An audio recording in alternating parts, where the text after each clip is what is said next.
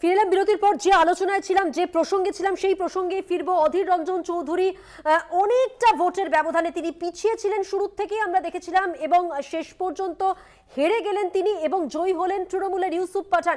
এই প্রসঙ্গে আমি যেটা বলছিলাম যে যখন ইউসুফ পাঠানকে প্রার্থী করা হয় জনগর্জন সভা থেকে, সেই সময় ইউসুফ পাঠানের উদ্দেশ্যে একেবারে প্রেস কনফারেন্স করে অধীর রঞ্জন চৌধুরী বলেছিলেন যে এই প্রার্থীকে অর্থাৎ ইউসুফ পাঠানকে অসম্মান করা হচ্ছে, তাকে ভোটে দাঁড় করিয়ে তৃণমূল অপমান করছে।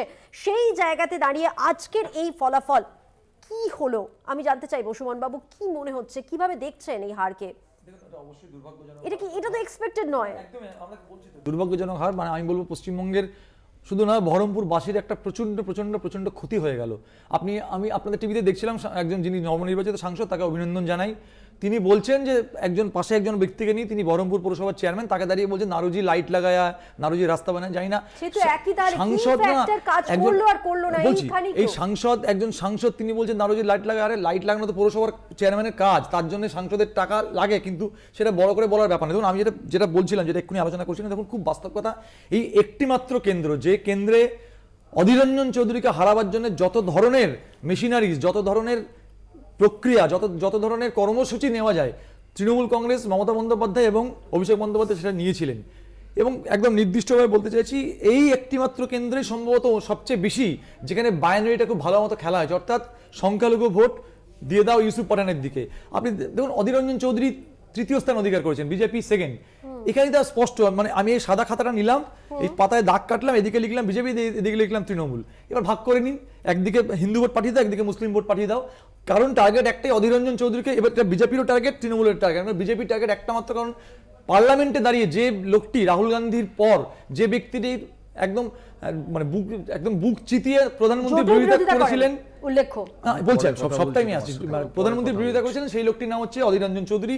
আর পশ্চিমবঙ্গে জোটের বিরোধিতা শুধু নয়, পশ্চিমবঙ্গে মমতা বন্দ্যোপাধ্যায়ের বিরুদ্ধে শুধু না, আমাদের একদম নির্দিষ্ট বক্তব্য ছিল যে আমরা, অধীর রঞ্জন চৌধুরী বলেছেন আমি হেরে গেলে হেরে যাব, কিন্তু মমতা বন্দ্যোপাধ্যায়ের কাছে মাথা নত করবো না। দেখুন, আমি এই যে স্পিরিট, এই স্পিরিট থেকে আমরা স্যালুট করছি, কারণ অধীর রঞ্জন চৌধুরী শেষ দিন পর্যন্ত আপোষ করেনি। হয়তো অধীর রঞ্জন চৌধুরী হেরে গেছেন, কিন্তু মুর্শিদাবাদের মানুষ, বহরমপুরের মানুষ দেখলেন এমন একটি ব্যক্তি, যে ব্যক্তি তার হার হয়তো জেনেও তিনি অন্যায়ের সঙ্গে প্রতিবাদ করলেন না, অন্যায়ের সঙ্গে আপোষ করলেন না, অন্যায়ের সঙ্গে কম্প্রোমাইজ করলেন না। আমি আবার বলছি, বহরমপুরবাসীর জন্য সত্যি খুব কষ্ট হচ্ছে। হয়তো মানুষ তাকে জিতিয়েছেন, কিন্তু বহরমপুরবাসী তাদের প্রকৃত জননেতাকে হারালেন।